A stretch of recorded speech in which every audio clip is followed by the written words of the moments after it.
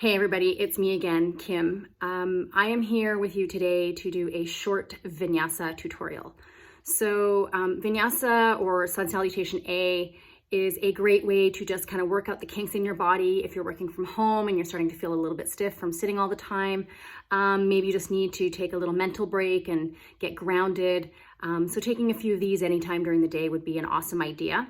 But I want to make sure you're doing it right. So I'm going to walk you through a modified variation and then the full variation of a vinyasa. So you can follow along with me or just watch me and then do it yourself afterwards. So you would start at the top of your mat, and you don't even really have to have a mat. If you've got a bit of a grippy floor, that's fine too. I want you to start with either your feet hip distance apart with your feet directly underneath your hips, or if you prefer, you can bring your feet together. I like to practice feet hip distance apart. As you inhale, you're gonna reach up towards the ceiling, and then as you exhale, you're gonna hinge at your hips and fold forward. I want you to bend your knees here and bring your fingertips down to the earth. As you inhale, you're gonna bring your hands to your shins and come to a flat back and a straight spine. Looks like this from the side. Here, your legs are straight. Then as you exhale, you're gonna plant your hands and step back to a high plank position. From here, your shoulders are directly above your wrists. You're gonna release your knees down and untuck your toes. Come all the way down onto your belly, all the way down. The tops of your feet are going to press down into the earth. Your legs are active. Your knees might even lift up off the ground. Your pubic bone presses down, and then you inhale and lift your chest up. Any amount. You might be down here. You might be up here. Either one is fine, just depending on your mobility. Keep your elbows in towards your body, pressing them back. You don't have to throw your head back. You can just look up and press the back of your skull back behind you. Then you'll release down in the exhale, tuck your toes under and come through all fours. From here, draw your belly in and press back to a downward facing dog. In downward facing dog, your hands are about outer shoulder width apart with your fingers spread nice and wide. You want your index fingers to be pointing forward and parallel to each other. You can soften into your knees. I'm quite mobile in my hip flexors, my hamstrings. So it's easy for me to press my legs back to straight, but that's not gonna happen for a lot of you, and that's totally fine. You just wanna bend your knees and lift your heels a little bit, and then let your chest melt down towards your thighs, and press your sit bones up and back towards the ceiling.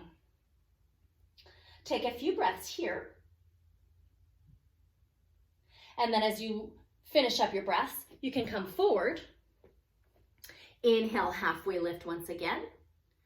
Exhale and bow here. Your knees are going to bend and your fingertips are going to touch the ground. And then inhale all the way up, hands through heart center and to your sides.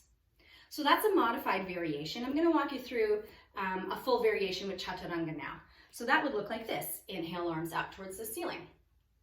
Exhale, hinge at your hips and fold forward. So here your knees are bent. Inhale, halfway lift. Maybe here your fingertips stay rooted to the ground, but again, you want to make sure your spine is straight.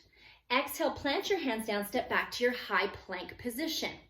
Now from here, if you're taking chatturanga, you're going to press yourself more forward. So you press off your toes and bring your shoulders beyond your wrists. You're going to come down halfway only, hugging your elbows in towards you, but not underneath your body.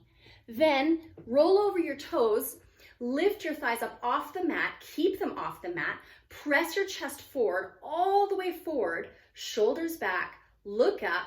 This is upward facing dog. And then as you exhale, you're going to use your core to press back to downward facing dog without letting your thighs touch the mat. Again, here in downward facing dog, just check in with your foundation. Make sure you've got a nice solid foundation, pressing your hands and your feet into the mat and lifting your sit bones up and back behind you. Take a few breaths here, and then when you're ready, you step forward. Again, inhale, halfway lift. Your fingertips might be on the ground, or perhaps you come back to the shins. Exhale, fold, knees bend. Inhale all the way up, roots to rise. Hands through heart center and to your sides.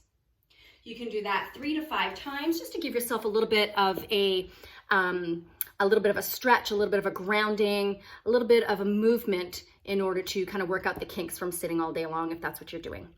I am again grateful to all of you for tuning in to these videos while the studio is closed. If you have any thoughts or concerns or if you have any requests, please let us know. I'm happy to keep doing these videos as long as the studio is closed, and hopefully we'll see you back in person soon.